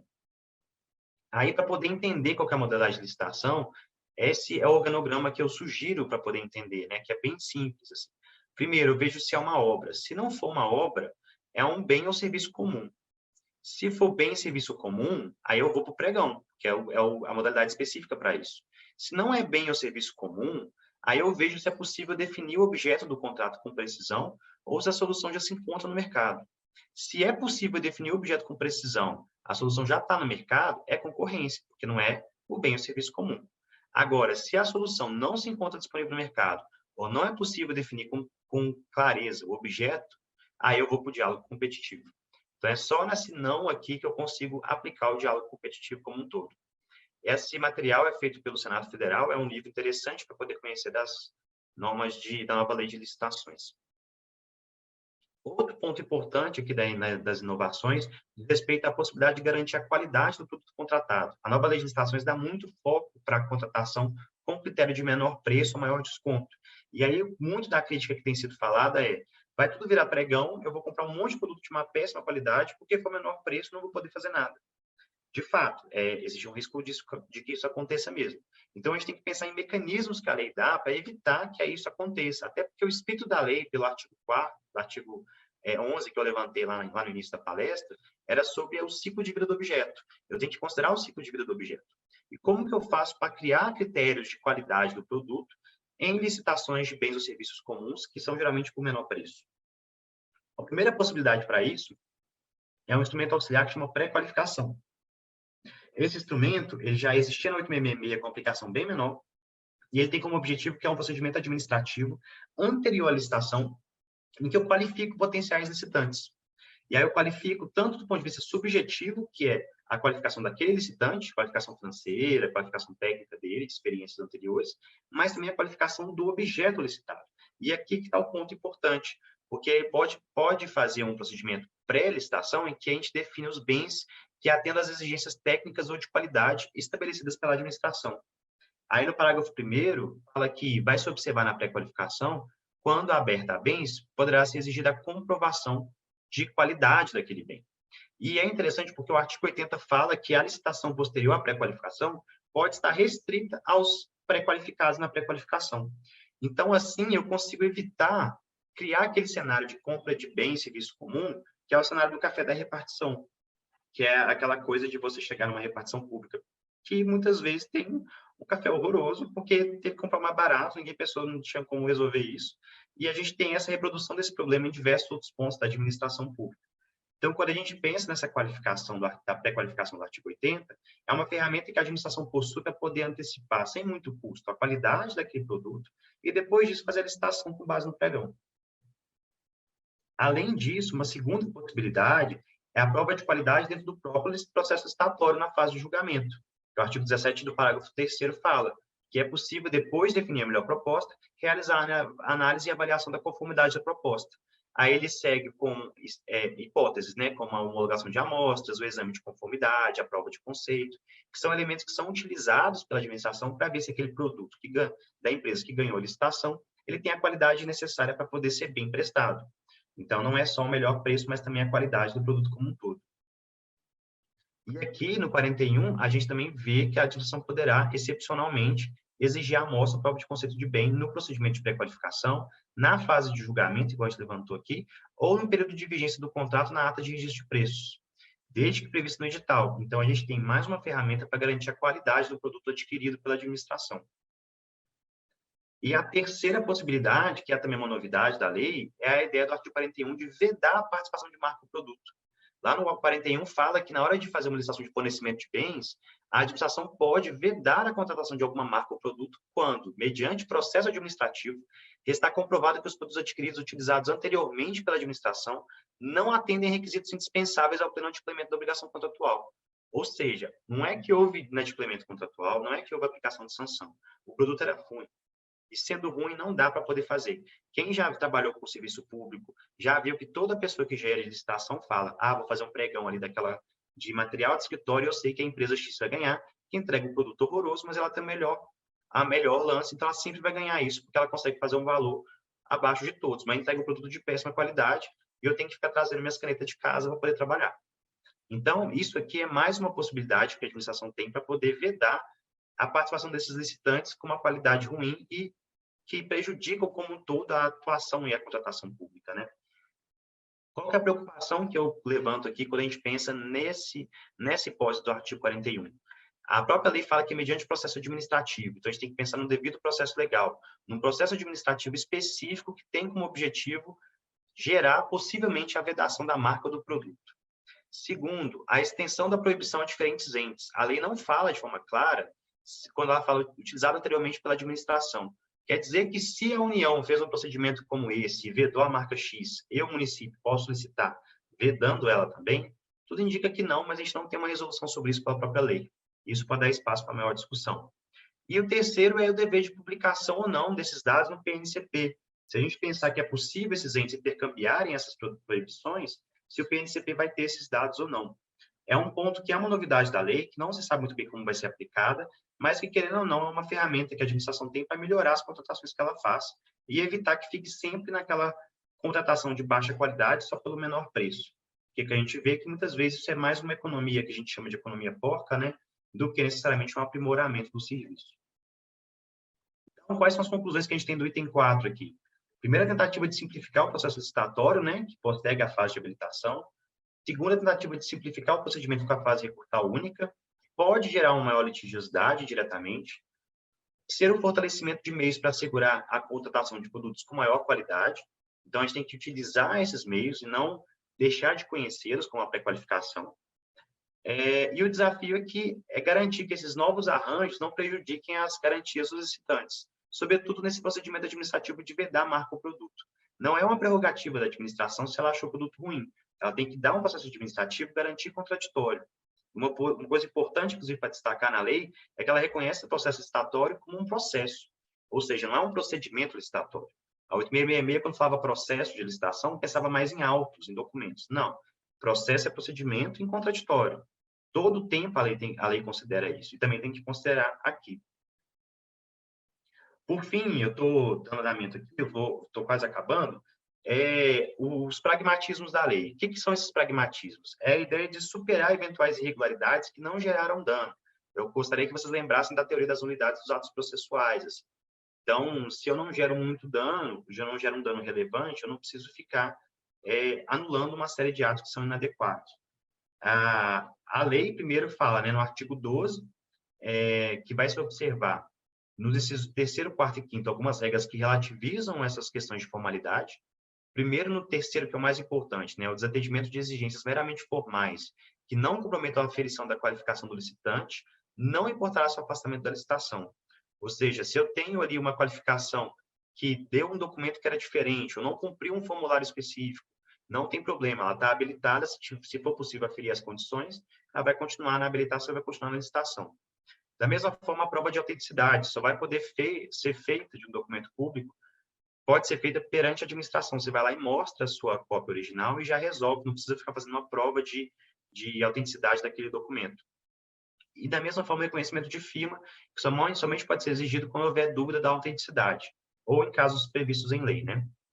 O que é importante também dessa parte de priorizar o resultado é na fase de habilitação, porque os documentos de habilitação, caso eles contenham algum erro ou falha, a comissão pode sanar esses erros ou falhas, desde que não altere a substância dos documentos e sua validade jurídica, mediante despacho fundamentado, ou seja, ela não exclui aquele licitante que eventualmente errou o formulário de proposta, ou fez uma conta errada na proposta dele, ou apresentou um documento contábil que não era o que foi pedido especificamente, mas que contém as informações que precisa, ou seja, superação de formalidades e garantia da participação dos licitantes. Então, a ideia do que a gente chama de formalismo moderado, né? A lei recebe e incorpora essa regra que já estava prevista pelo STJ e pelo TCU, de superação dessas nulidades, e que também assegura a competitividade do certame, porque eu deixo de tirar, por motivos estritamente formais, alguns licitantes que poderiam participar e apresentar boas propostas para a licitação. E também evita que haja um direcionamento da licitação, porque, querendo ou não, isso pode gerar um direcionamento da licitação. Eu excluo um licitante por causa de uma bobagem formal e eu garanto que o licitante que eu tinha intenção de ganhasse acabasse ganhando. E o outro ponto de pragmatismo da lei que eu queria chamar a atenção, que é extremamente relevante, talvez seja um dos mais relevantes daqui que eu queria falar com vocês, é a reformulação da disciplina de nulidades do contrato do processo licitatório. Por quê? Porque o artigo 147 ele tenta revisar toda a lógica que a gente conhece de contrato administrativo que tenha uma irregularidade, ou que teve uma irregularidade no processo de licitação. Por quê? Caso haja alguma irregularidade no procedimento licitatório ou na execução contratual, e caso não seja possível saneamento, ou seja, o primeiro objetivo é tentar sanear, e caso não seja possível sanear, a suspensão da execução ou a declaração de nulidade daquele contrato somente será adotada na hipótese que se revelar medida de interesse público. Ou seja, eu só vou mandar anular aquele contrato ou parar de executar aquele contrato se for uma medida de interesse público. E o que é interesse público, né? A gente tem que lembrar lá da LINDB também que interesse público é um conceito jurídico abstrato, qualquer coisa eu posso colocar ali. E isso não é adequado. Então, a própria lei, o próprio artigo 47, elenca 11 incisos para poder falar o que é essa medida de interesse público. E aí a gente tem uma série de regras que têm que ser consideradas para ver se anula o contrato ou suspende o contrato irregular ou não. Impactos econômicos financeiros, aqui no inciso 1º, motivação social e ambiental do contrato, no 3º, desculpe, a despesa necessária para a preservação das instalações, no inciso 5º, se eu tenho uma instalação de uma obra gigante que está em curso, o contrato é nulo por alguma irregularidade. Eu paro aquela obra, eu perco toda aquela parte já construída, eu faço uma desmobilização, vai custar muito mais para a administração depois. O custo para a realização de uma nova licitação, no inciso 10. Enfim, são diversos critérios que estão aqui no artigo 11 e que devem orientar a administração ao pensar em declarar a nulidade de um contrato. E mais importante ainda é o parágrafo único desse artigo, porque ele fala que caso a paralisação ou anulação não se revele medida de interesse público nessa perspectiva desses incisos, o poder público deverá optar pela continuidade do contrato e pela solução da irregularidade, por meio de indenização de perdas e danos e aprovação de responsabilidades e sanções. Ou seja, ela cria um dever da administração de não anular aquele contrato. Isso é um ponto que, mais uma vez, é aquela vertente consequencialista que eu tinha levantado no início da aula, sobre como que isso é uma forma de você repensar os contratos para garantir que aquele objetivo final, o destinatário daquele contrato não seja prejudicado por uma irregularidade que, no fundo, às vezes não é dele. E que também é passível de críticas, né? Não é uma solução perfeita e maravilhosa. O artigo 148, ele continua nessa toada, e no parágrafo 2º fala que, ao declarar a nulidade do contrato, caso ainda se declare a nulidade do contrato, a administração, a autoridade que declarou, pode decidir que ela só tem eficácia em momento futuro, suficiente para efetuar uma nova contratação. Ou seja, eu dou um prazo para a administração contratar de novo e deixo o contrato continuar naquele meio tempo para não gerar todo esse prejuízo de paralisação da obra ou de anulação do contrato. E aí eu trago uma decisão de 2021 do STJ que fez exatamente isso ao analisar e declarar nulo o contrato de fornecimento de equipamentos de oxigenação, que era imprescindível para a Secretaria de Saúde de Santa Catarina. E aí ela determinou, a relatoria do ministro Sérgio Cuquina, foi determinada a anulação do contrato firmado com a empresa, a Air Liquide, e que surtirá efeito jurídico somente 3 meses após o trânsito em julgado da decisão. Tempo suficiente para que se implemente a contratação de um novo fornecedor. E o cumprimento do prazo no item anterior não ficará condicionado à apuração de pagamento de perdas e danos, ou seja, não precisa comprovar o pagamento de perdas e danos pelo contratado para que continue o contrato. É uma situação bastante difícil de entender qual é a melhor solução. Por isso que tem tanto inciso na norma também. Mas o que a gente vê é que é uma faca de 2 gumes, né? As repercussões positivas é que tem um tratamento mais razoável e proporcional das irregularidades contratuais. Muitas vezes a gente vê isso na área dos contratos públicos, né? São paralisados, a execução não é continuada e a administração acaba perdendo muito mais do que se continuasse até tomar uma providência mais consolidada para uma nova contratação. Segundo, o ponto positivo é esse foco nas consequências, né? O reflexo social, e tem que pode gerar paralisação, pode ser mais grave do que manter essa contratação, muitas vezes irregular, ainda que de forma provisória.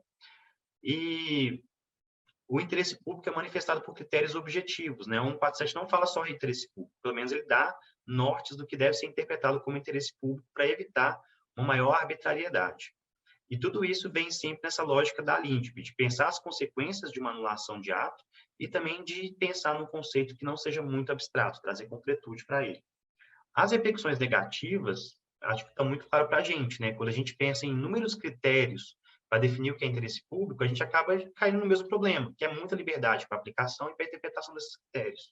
E isso dá espaço também para maior litigiosidade, porque se a decisão é aquela anulação do contrato, a parte contratada pode entrar na justiça para falar que não, que tinha que ter considerado o artigo 147, ter considerado todos os incisos que estavam lá previstos e tentar a continuidade daquele contrato, conseguir uma tutela provisória nesse sentido, por exemplo.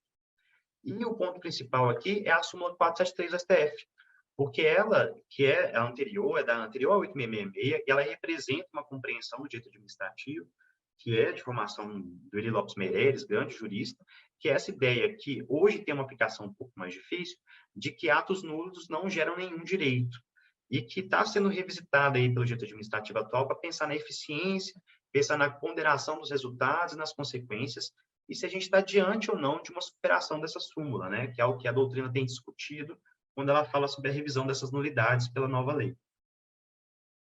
Então, as conclusões que eu tenho aqui é a consolidação do formalismo moderado, que eu já tinha levantado para vocês, as mudanças radicais na concepção do tratamento das irregularidades contratuais, a possibilidade de continuidade do contrato, a tentativa de evoluir de um regime que é anterior ao 8666, que é essa ideia de nulidade, cancela tudo e não pensa muito nas consequências, e trazer agora uma linguagem um pouco mais ligada à eficiência da administração e ligada à própria compreensão dos resultados que a administração tem que trazer, e um maior foco na busca dos resultados das contratações. E também o problema principal aqui, que é a dificuldade na aplicação efetiva da norma, porque ela tem muitos critérios e tem um espaço muito grande para trazer maior litigiosidade, sobretudo em contratos de maior envergadura, né? Que a gente pode pensar em maior repercussão social, ambiental. Por fim, gente, só o último tópico que eu queria trazer para vocês é a resolução de conflitos pela lei. A lei traz um tratamento específico para isso, os artigos 151 e 154, e ela cita que a administração pode usar todos esses métodos que já são conhecidos por todos nós. Os autocompositivos, a conciliação, a mediação, e os adjudicatórios, que são aqueles que determinam uma decisão para o terceiro obrigatória, né? O judicial, a arbitragem e o comitê de resolução de disputas. O principal aqui é esse comitê de resolução de disputas, que já era utilizado em outros contratos e que está aqui consolidado na previsão legal. O que é? É um comitê feito dentro do próprio contrato administrativo para analisar, sobretudo, questões técnicas e evitar que elas virem conflitos que vão para o judiciário, vão para a arbitragem, vão para a seara administrativa. São comitês geralmente formados por 2 engenheiros e um advogado, geralmente são comitês que tratam de questões técnicas em contratos de maior complexidade e mais longos.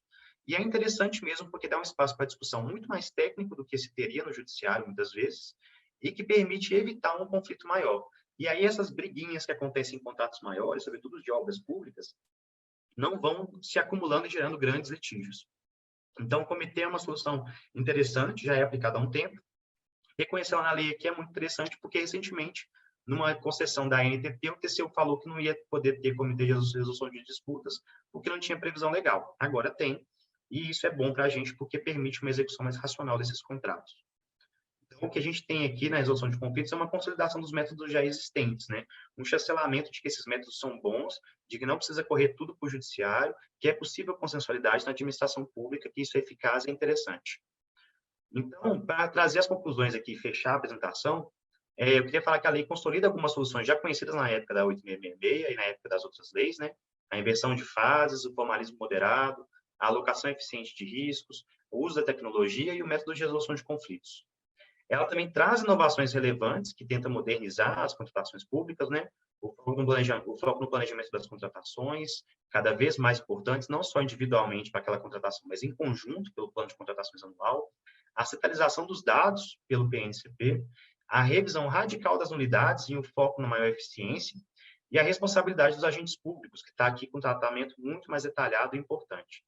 E quais são os desafios que a gente tem que pensar nessa lei? Primeiro, um foco na capacitação, sobretudo em pequenos municípios, porque é uma lei que traz complexidade, então, sempre que possível, tenta fazer capacitação e conhecer essa norma.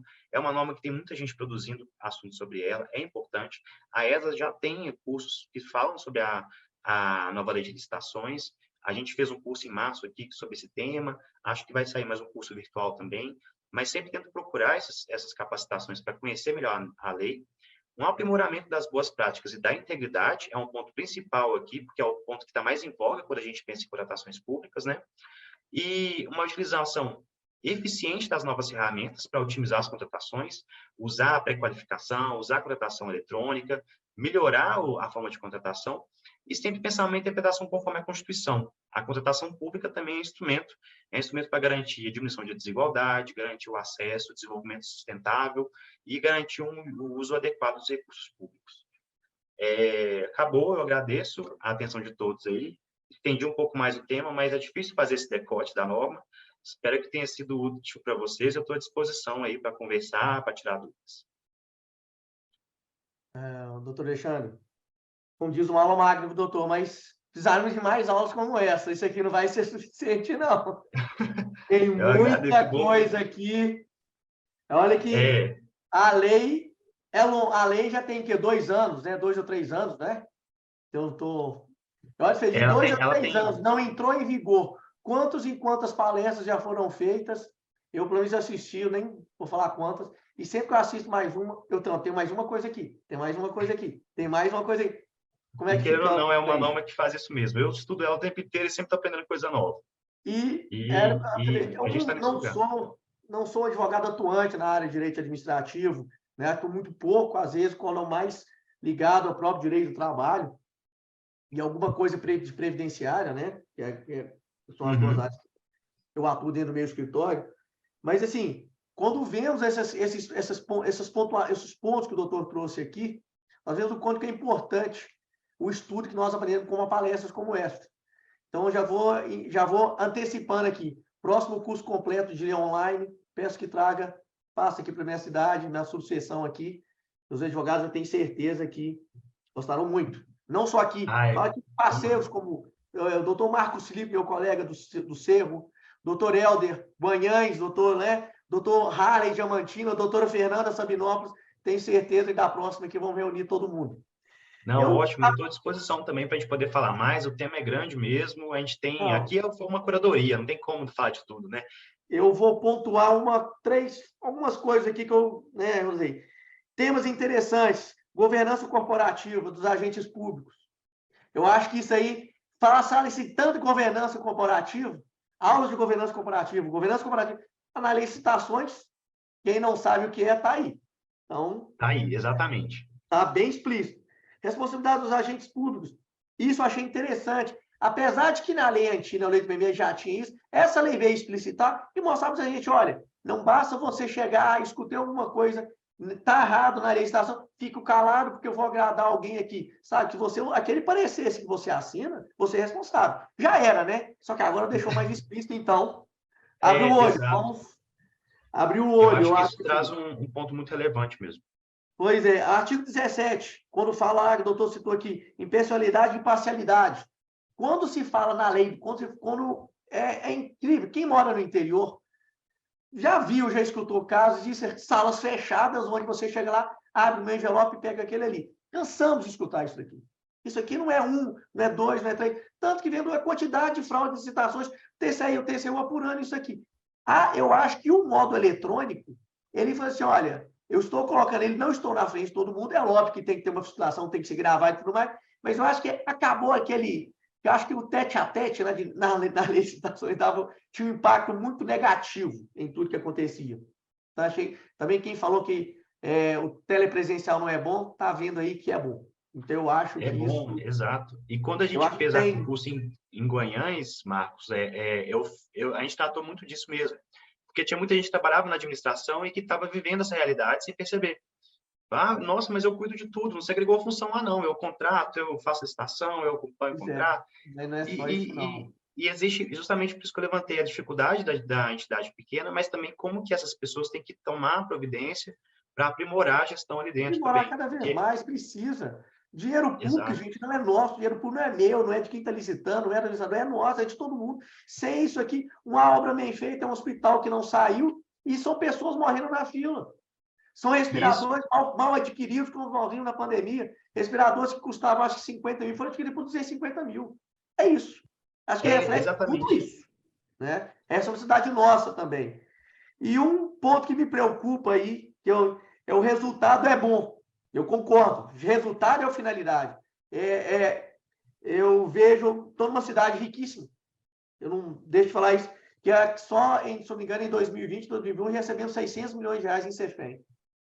Então, assim, a cidade tem 35 mil habitantes. Um ano e 37. Então, se for pegar, Conceição é uma cidade mais rica do país. Umas 10 mais ricas, eu acho, em arrecadação, né? Em arrecadação geral.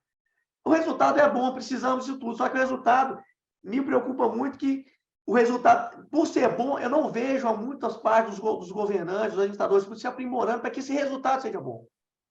Esses cursos que tem de aprimoramento, isso aqui que nós estamos fazendo, tem que ser levado. Isso os gestores tem que promover cada vez mais custo para que os seus subordinados ali possam desempenhar um papel e que não haja desperdício de dinheiro. Eu acho que a obra pública tem que ser bem paga também, como você falou, e com o papel que a lei coloca. E só que bem pago tem um limite para que ele não seja superfaturado. Então, a gente tem que pensar muito nisso. Eu acho que o preparo do gestor público e dos seus subordinados, acho que é importantíssimo. Isso tem que ser levado muito em consideração. Nós temos, como operadores de direito, prestarmos muita atenção nisso, e até mesmo quando levarmos clientes nossos numa lei de licitação, prepararmos, olha, não pegue obra abaixo do preço, não acho que você vai ter que adicional de 25%, que você vai superar. O mercado ontem é muito volátil. Então, um tempo, uma obra que você compra um saco de cimento hoje por 35, semana que vem ele pode custar 40, e aqueles 25% de adicional você não vai conseguir bancar. E você vai ter que cumprir. E o descumprir é pior, vai gerar muito mais consequência. Muito mais consequência. Tem que ter essa gestão. Tem que ter essa compreensão mesmo. Não, e eu só um aqui que nós não falamos. Responsabilidade trabalhista, artigo 121. Na próxima a gente fala disso. Fala sim. Eu acho que a coisa tem a questão da fiscalização deixar de fiscalizar ou não, quando o órgão deixa de fiscalizar. E esse é um ponto também que tangencia o que eu falei, né? Eu vou colocar isso, a gente falar na próxima, sim. É uma pena que, às vezes, não tem... Não, mas o tempo é curto, é assim mesmo. Aula boa, o tempo voa, a gente nem percebe, é complicado. Bom, eu agradeço porque eu fiquei preocupado com o tempo aqui, de ter extrapolado. Não. Tá ultrapassando um pouquinho, deixa. Isso aí não tem problema, não. Doutor Alexandre, eu agradeço muito. Acho que se mais alguém tiver alguma ponderação, quiser dar, o doutor Alexandre está aqui. Vamos estender muito, eu acho que a pessoa já está saindo. Doutor, eu agradeço muito. Deixa a palavra para todo mundo aí. Alguém tem um interesse aí de manifestar alguma coisa, será muito bem-vindo. Felipe, é a Larissa. Boa noite, doutor Alexandre. Eu queria pedir licença, eu queria só tirar uma dúvida a respeito até dessa responsabilidade dos agentes públicos. O que a gente vê muito hoje é que, como em partes tem essa segregação, né? Não são todos os órgãos, mas existe essa segregação de atividades. O pregoeiro, né, quando ele faz o pregão, muitas das vezes ele quer atingir o menor preço e ele não tem a preocupação de analisar a execuibilidade daquela proposta, né, ou a qualidade do produto. E aí isso se torna um problema para o gestor do contrato. E para quem é licitante e está competindo, às vezes você apresenta um recurso ou ele faz uma demonstração fajuta ali de execuibilidade, o pregoeiro quer vencer a meta dele de menor preço e deixa isso passar para lá. E aí isso se torna um problema para o gestor do contrato. Quando a gente vem para essa responsabilização, se, por exemplo, lá na frente eu verificar, né, que teve uma omissão do pregoeiro, da comissão de licitação, eles podem ser responsabilizados futuramente por esse dano, né, ao erário? Sim, eu acho que sim, com certeza, e tem que se pensar na regulamentação específica do ente licitante, como que ele responsabiliza o pregoeiro. Tem que pensar uma norma específica da lei que fala sobre o limite do orçamento que é considerado como inexequível ou não na proposta. Eu não consigo te falar o artigo agora, porque a lei é grande, eu não tenho em mente, mas tem lá um percentual do valor de expectativa. Se for um valor tanto abaixo, já é ser considerado inexequível de cara. E é importante sempre pensar nessa composição do custo, que é o artigo 23, porque uma boa compreensão do custo vai dar espaço para se pensar se a proposta é inexequível ou não. O problema que a gente vê hoje é isso, é que a inexequibilidade ela é provada de maneira fajuta, como você falou muito bem. E aí a gente pensa que resolveu o problema e não resolveu. Então, é importante pensar nessa ideia de você colocar o pregoeiro como responsável para tomar providências. Se ele vê que o valor está muito baixo, ele tomar providências para garantir a execuibilidade. Para fazer um julgamento da execuibilidade daquela proposta, a nova lei dá espaço para isso, e aí você avaliando a execuibilidade, ele está, digamos, garantido ali na posição dele, né? De que ele tomou as providências necessárias. O problema é averiguar o quanto que essa avaliação é correta ou não, né? E aí tem uma regulamentação que é possível, mas tem um espaço que não tem como, né? Tem que avaliar caso a caso.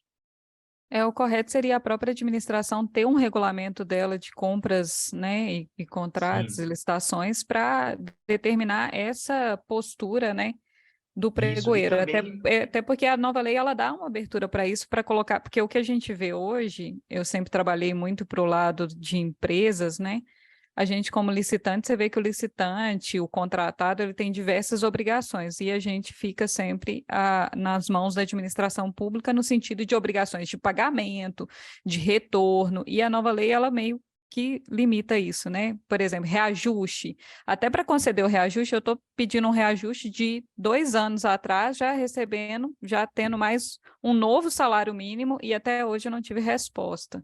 Mas eu não vou Isso, tomar muito seu tempo, não, doutor Alexandre, que a gente mas também isso, passou.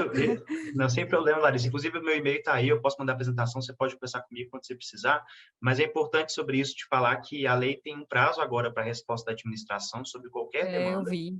E também é importante pensar aí na qualificação dessa execuibilidade. E o reajuste também é uma cláusula essencial do contrato, mesmo que ele não tenha vigência de 1 ano. Ainda que ele não se tenha expectativa de que a execução dele vire o ano, ainda assim ele tem que ter uma cláusula de reajuste. O problema da administração é que você bem falou, a gente fica à mercê do pagamento, a gente tem também o problema do regime de precatórios, que é, assim, vergonhoso, que a gente tem muita dificuldade de lidar com isso, porque isso tudo é colocado no risco do contratante, né? Do contratado, desculpe. Então, E é o medo dele de judicializar para cair no precatório e nunca mais receber. Então, ele fica nunca mais infinitamente receber. tentando administrativamente.